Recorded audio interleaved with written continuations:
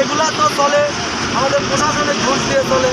ওই গাড়ির নাম্বারও নেই, আপনি দেখেন থ্রি হুইলার গাড়ি, ওনার নাম্বার প্লেটটাও নেই, ওনার কাগজ হাতাতে যান, ওনার কাগজটাও নেই, ওনার কোনো ডকুমেন্টস নাই।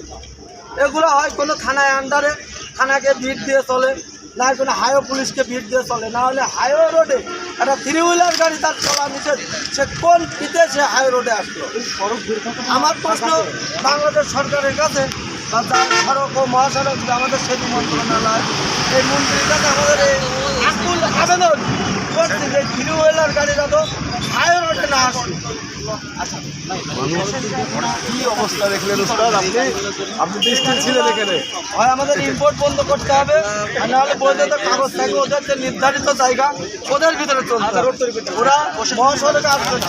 এটা প্রশাসন ব্যবস্থা নেবে, প্রশাসন ভূমিকার কারণে এই তবে এটা যেটা যেটা এখানে এই ছেলে